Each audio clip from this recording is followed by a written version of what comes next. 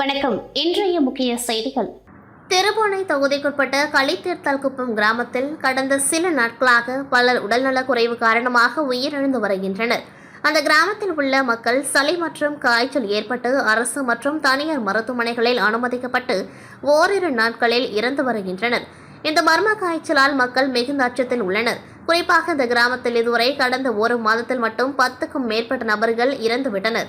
இதற்கான காரணத்தை கண்டறிந்து தடுப்பு நடவடிக்கைகளை மேற்கொள்வதற்காக சிறப்பு மருத்துவ குழுவினரை அனுப்பி மருத்துவ பரிசோதனை முகாமை அவசரமாக நடத்திட தாங்கள் உத்தரவிட வேண்டுமெனவும், மேலும் சித்த மருத்துவம் மூலம் கபசுர குடிநீர் கொடுப்பதற்கான நடவடிக்கை எடுக்க வேண்டும் என்றும் கேட்டுக்கொள்கின்றேன் என்றும் மனுவில் குறிப்பிட்டார். ஆகவே இதுகுறித்து தாங்கள் விரைவாக உகந்த நடவடிக்கை எடுத்து கிராம மக்கள் நிம்மதியாக வாழ உறுதுணையாக இருக்க வேண்டும் என்று புதுச்சேரி சட்டப்பேரவையில் முதல்வர் ரங்கசாமியை சந்தித்து சட்டமன்ற உறுப்பினர் அங்காளன் மனு அளித்தார். பாகூர் தொகுதிக்குட்பட்ட குமந்தான் மேடு கிராமத்தில் வீரன் கோவில் அருகே உள்ள ஐமாஸ் விளக்கு நீண்ட நாட்களாக பழுதாகி எரியாமல் அப்பகுதி மிகவும் இருள் சூழ்ந்துள்ளது. 2 தினங்களுக்கு முன்பு இந்த கிராமத்திற்கு மழை நிவாரணம் வழங்க வந்த பொழுது ரேகன் ஜான்குமார் அவர்களிடம் கிராம மக்கள் இப்பிரச்சனை தெரிவித்தனர். இப்பிரச்சனையை சரி செய்யும் பொருட்டு உடனடியாக ஹைமாஸ் விளக்கு வழங்குவதாக ரேகன் ஜான்குமார் அவர்கள் கிராம மக்களுக்கு உறுதியளித்தார். அதன்படி இப்பகுதிக்கு ஹைமாஸ் விளக்குகள் ரேகன் ஜான்குமார் அவர்களால் கிராம மக்களுக்கு வழங்கப்பட்டது. இதனை ஊர் பொதுமக்கள் பெற்றுக்கொண்டார்கள். புதுச்சேரி வெள்ளையனூர் தொகுதிக்குட்பட்ட மூர்த்தி நகர், கொம்பாக்கம் மற்றும் திருக்காஞ்சி ஆகிய பகுதியில் கடந்த 70 ஆண்டுகளுக்கு மேலாக சாலை ஓரங்களில் தார்பாய் அமைத்து வசித்து வரும் நரிக்குறவர்கள் மற்றும் குருவிக்கார மக்களுக்கு இலவச மனைப்பட்டா வழங்க வேண்டும் என பல ஆண்டுகளாக கோரிக்கை விடுத்தரும் நிலையில் அவர்களின் மனுக்கள் மீது அரசு இதுவரை எந்த நடவடிக்கையும் எடுக்கவில்லை என கூறப்படுகின்றது. இந்த நிலையில் 75க்கும் மேற்பட்ட நரிக்குறவர்கள் வழுதவூர் சாலையில் உள்ள மாவட்ட ஆட்சியர் அலுவலகத்தில் ஆட்சியர் குலோத்துங்கனை நேரில் சந்தித்து அவர்கள் எடுத்து வந்த ஊசிமணி, பாசிமணியை மாலையாக மாவட்ட ஆட்சியருக்கு அணிவித்து மனு அளித்தனர். மனுவை பெற்றுக்கொண்ட மாவட்ட ஆட்சியர் குலோத்துங்கன் மனைப்பட்டா வழங்க விரைந்து நடவடிக்கை எடுப்பதாகவும் உறுதியளித்துள்ளார். புதுச்சேரி ஸ்ரீ மணக்குள விநாயகர் பொறியியல் கல்லூரியின் கீழ் செயல்படும் வேளாண் அறிவியல் கல்லூரியின் இளநிலை இறுதியாண்டு மாணவிகள் காட்டிரிக்குப்பத்தில் ஊரக வேளாண் பயிற்சி முகாமில் ஈடுபட்டுள்ளனர். இப்பயிற்சி வேளாண் கல்லூரி முதல்வர் முனைவர் முகமது யாசின், திட்ட ஒருங்கிணைப்பாளர் முனைவர் ராவ் கெலுஸ்கர், திட்ட பொறுப்பாளர் முனைவர் ராஜேந்திர பிரசாத் ஆகியோரின் தலைமையின் கீழ் நடைபெற்றது. இப்பயிற்சியின் ஒரு பகுதியாக மாணவிகள் பாண்டிச்சேரி ராக் பீச்சில் தூய்மை இந்தியா இயக்கத்தின் கீழ் செயல்படும் துப்புரவு தொழிலாளர்களுடன் இணைந்து கடற்கரை சாலைகளை சுத்தம் செய்தனர். துப்புரவு தொழிலாளர்களுடன் இணைந்து சாலைகளில் உள்ள நெகிழி பொருட்கள், காய்ந்த இலைகள் போன்றவற்றை மக்கு மற்றும் மக்கா குப்பைகளாக அகற்றினர். மேலும் அங்கிருந்த குப்பை தொட்டிகளை சுத்தம் செய்து புதிதாக பைகளை மாற்றி அமைத்தனர். அங்குள்ள பொதுமக்களுக்கு சுத்தம், சுகாதாரத்தை பற்றி விழிப்புணர்வை ஏற்படுத்தினர். இப்பணியில் மாணவிகள் ஆர்த்தி, அபிநயா, சாருஸ்ரீ, தேவி வைஷ்ணவி, நிவ்யதர்ஷினி, தாட்சாயணி, சௌஜன்யா, காயத்ரி, காயத்ரி, காயத்ரிதா, கோபிகா, ஹரணிகுமாரி உள்ளிட்டோர் சிறப்பாக செய்து முடித்தனர். புதுச்சேரி தானாம்பாளையம் பகுதியில் உள்ள தனியார் பள்ளியில் 1ஆம் வகுப்பு படிக்கும் 6 வயது சிறுமிக்கு ஆசிரியர் ஒருவர் பாலியல் துன்புறுத்தல் அளித்ததாக குற்றச்சாட்டு எழுந்த நிலையில் கடந்த வெள்ளிக்கிழமையன்று பள்ளியில் இருந்த ஆசிரியரை பெற்றோர் மற்றும் பொதுமக்கள் தாக்கி காவல்துறையினரிடம் ஒப்படைத்தனர். மேலும் ஆசிரியர் மீது போஸ்கோ வழக்கு பதிவு செய்யப்பட்டு சிறையில் அடைக்கப்பட்டார். இதனிடையே தனியார் பள்ளியில் உள்ள பொருட்களை அடித்து சூறையாடப்பட்ட நிலையில் பள்ளியை தற்காலிகமாக சீல் வைக்கவும் மாவட்ட ஆட்சியர் உத்தரவிட்டிருந்தார். இந்நிலையில் இன்று மூடப்பட்ட பள்ளியை மீண்டும் திறக்க கோரியும் பாலியல் துன்புறுத்தல் சம்பவத்தை சிபிஐ விசாரணை நடத்த கோரி 100க்கும் மேற்பட்ட மாணவர்கள் பள்ளி சீருடையுடன் ஆசிரியர்களுடன் இணைந்து தவளக்குப்பம் பகுதியில் சாலை மறியலில் ஈடுபட்டனர். இதனால் புதுச்சேரி கடலூர் சாலையில் போக்குவரத்து பாதிக்கப்பட்டது. தொடர்ந்து சம்பவ இடத்திற்கு வந்த போலீசார் மறியலில் ஈடுபட்ட மாணவர்கள் மற்றும் ஆசிரியர்களை அப்புறப்படுத்த முயற்சித்தனர்.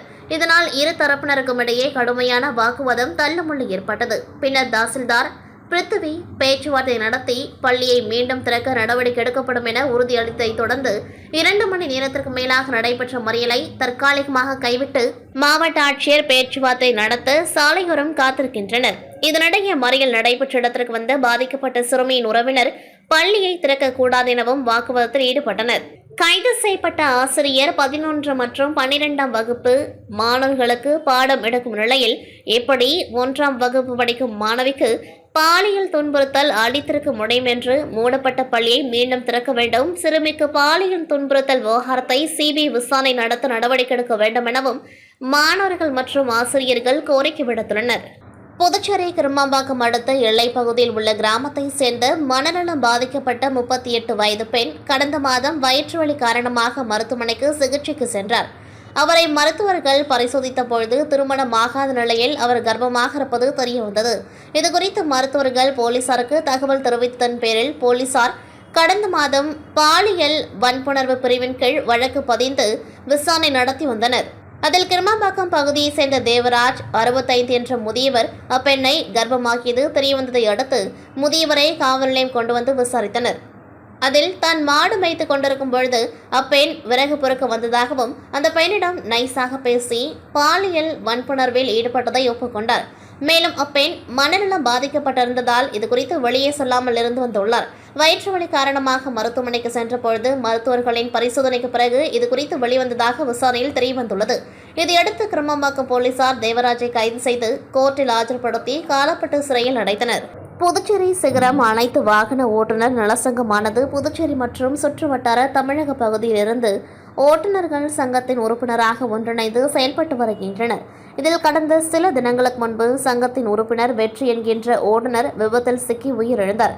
இவரது குடும்பத்திற்கு ஆறுதல் தெரிவிக்கும் விதமாக சிகரம் அனைத்து வாகன ஓட்டுநர் நலசங்கத்தின் மாநில தலைவர் வேலு தலைமையில் சங்கத்தில் உறுப்பினர்களிடமிருந்து நிதி திரட்டப்பட்டு ரூபாய் 60,000 சுமார் 100க்கும் மேற்பட்ட உறுப்பினர்களுடன் உயிரிழந்த ஓட்டுநரின் இல்லத்திற்கு சென்று பாதிக்கப்பட்ட குடும்பத்தினரிடம் வழங்கி ஆறுதல் கூறினர். இதில் சங்கத்தின் நிர்வாகிகள் மற்றும் உறுப்பினர்கள் ஏராளமானோர் கலந்து கொண்டார்கள்.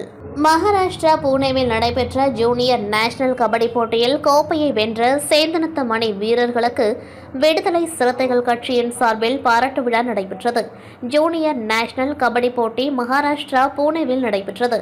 போட்டியில் சாம்பியன்ஷிப் கோப்பையை வென்ற புதுச்சேரி ஊசுடு தொகுதி சேந்தனத்தம் கிராமத்தை சேர்ந்த கபடி வீரர்கள் டேவிட், அபி, கலைச்செல்வன், அன்பு, பிரவீன், ஜீவா ஆகியோர்களை விடுதலை சிறுத்தைகள் கட்சி சேந்தனத்தம் முகாம் ஒருங்கிணைப்பில் பாராட்டி நினைவு பரிசு வழங்கப்பட்டது.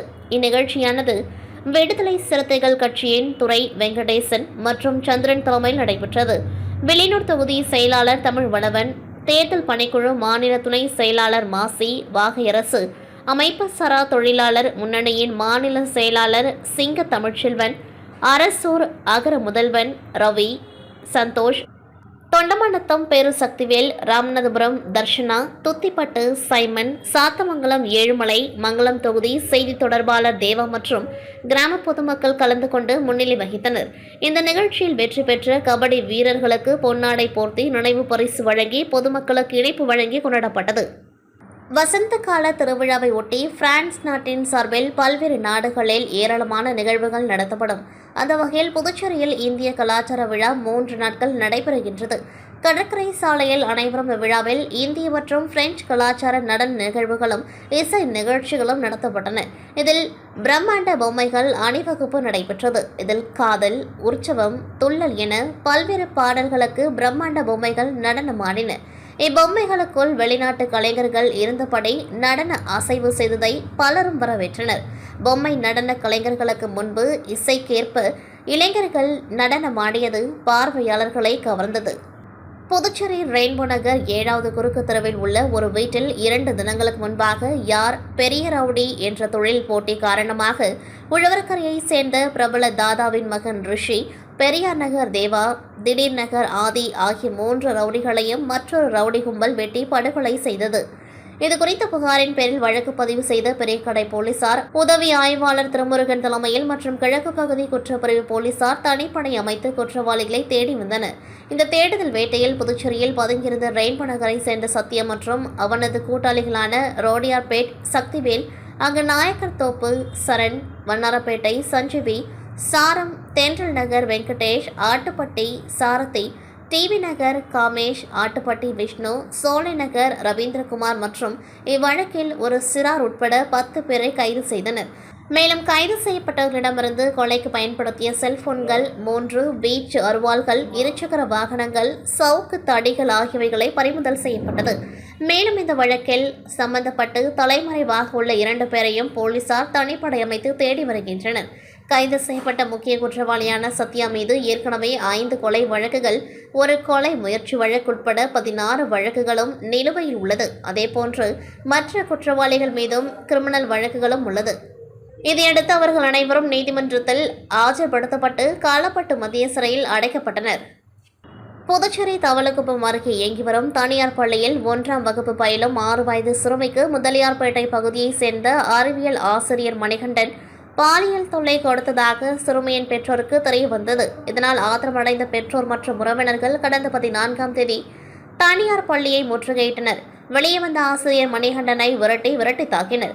பின்னர் ஆசிரியர் மீது நடவடிக்கை எடுக்க கோரி புதுச்சேரி கடலூர் சாலையில் மறியல் போராட்டத்தில் ஈடுபட்டனர். பின்னர் மாவட்ட ஆட்சியர் குலோத்துங்கன் நேரில் வந்து பொதுமக்களிடம் பேச்சுவார்த்தை நடத்தினர். பின்னர் போலீசார் ஆசிரியர் மணிகண்டன் மீது போக்சோ பிரிவின் கீழ் வழக்கு பதிந்து கைது செய்து சிறையில் அடைத்தனர்.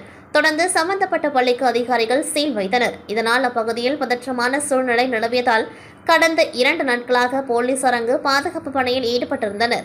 இந்நிலையில் இவ்வழக்கை போலீசார் சரியான முறையில் விசாரிக்கவில்லை என்று வழக்கை சிபிஐக்கு மாற்ற கோரியும் புதுச்சேரி கடலூர் சாலையில் மாணவ மாணவிகள் இன்று காலை 8 மணி முதல் திடீரென மறியல் போராட்டத்தில் ஈடுபட்டனர். இதில் பள்ளி ஆசிரியர்களும் போராட்டத்தில் கலந்து கொண்டு கோஷமிட்டனர். அப்பொழுது மாணவர்கள் தரப்பில் கூறும்பொழுது தங்களுக்கு கல்வி பாதிக்கப்படுவதாகவும் 10 நாட்களில் தேர்வு நடைபெற உள்ளதால் பள்ளியை உடனடியாக திறக்க வேண்டும், போலீசார் இவ்வழக்கை ஒருதலைபட்சமாக விசாரித்து வருவதாகவும் வழக்கை சிபிஐக்கு மாற்ற வேண்டும், இதற்கு புதுச்சேரி அரசு உரிய நடவடிக்கை எடுக்க வேண்டும் என்றனர். தகவல் அறிந்து சம்பவ இடத்துக்கு வந்த தெற்கு எஸ்பி பக்தவச்சலம், சப் கலெக்டர் இஷிதாரதி ஆகியோர் மாணவர்கள் மற்றும் ஆசிரியர்களிடம் பேச்சுவார்த்தையில் ஈடுபட்டனர்.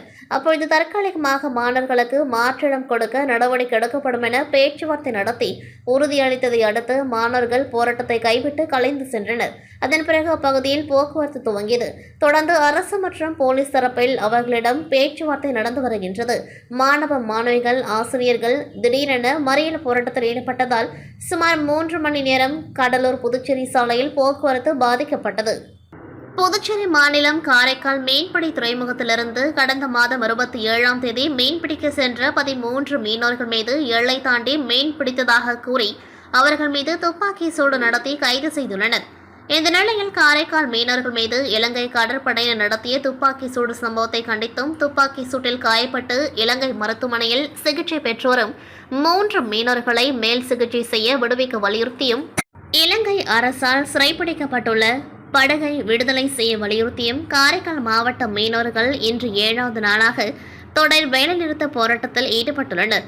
இந்த நிலையில் தங்களது கோரிக்கைகளுக்கு மத்திய மற்றும் புதுச்சேரி மாநில அரசுகள் நடவடிக்கை எடுக்காததால் காரைக்காலில் இருந்து 9:40 மணிக்கு வேளாங்கண்ணி செல்கின்ற ரயிலை காரைக்கால் மீனவர்கள் 500க்கும் மேற்பட்டோர் முற்றுகையிட்டு ரயில் மறியல் போராட்டத்தில் ஈடுபட்டனர்.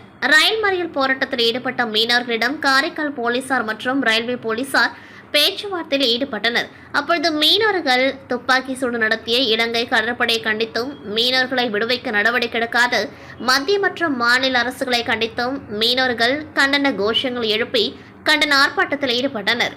அப்பொழுது மீனவர்களுக்கும் போலீசாருக்கும் இடையே தள்ளுமுள்ளு ஏற்பட்டுள்ளது. உடனடியாக மீனவர்களை போலீசார் வலுக்கட்டாயமாக அப்புறப்படுத்தினார்கள். இந்த நிலையில் காரைக்கால் மீனவர்கள் 500க்கும் மேற்பட்டோர் ரயில் மறியல் போராட்டத்தில் ஈடுபட்டுள்ளதால் 25 நிமிடங்களுக்கு மேலாக ரயில் தாமதம் ஏற்பட்டுள்ளது. மேலும் தங்களது போராட்டங்களுக்கு மத்திய அரசு நடவடிக்கை எடுக்கவில்லை என்றால் நாளை காரைக்கால் மாவட்டம் முழு கடையடைப்பு போராட்டத்தில் ஈடுபட உள்ளதாக மீனவர்கள் எச்சரிக்கை விடுத்துள்ளனர். கடலூர் மாவட்டத்தில் திட்டக்குடி அடுத்த ராமநத்தம் ஊராட்சியில் சென்னை திருச்சி தேசிய நெடுஞ்சாலை ஓரம் வணிகர்கள் இறைச்சி கடைகளில் கோழி கழிவுகள், மாட்டு இறைச்சி கழிவுகள், பிளாஸ்டிக் குப்பைகள் மற்றும் இதர கழிவுகள் அவ்விடத்தில் கொட்டுவதால் அந்த இடம் சேரும் சகதியுமாகவும் உள்ளது.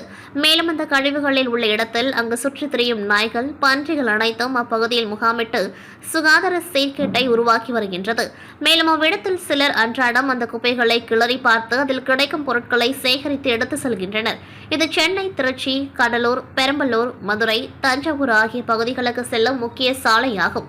மேலும் அன்றாடம் ஆயிரக்கணக்கில் செல்லும் பேருந்துகள், இருசக்கர வாகனங்கள், ஆட்டோக்கள், சமயபுரம் கோவிலுக்கு பக்தர்கள் பாதசாரிகளாக தற்பொழுது அதிகமாக செல்கின்றனர்.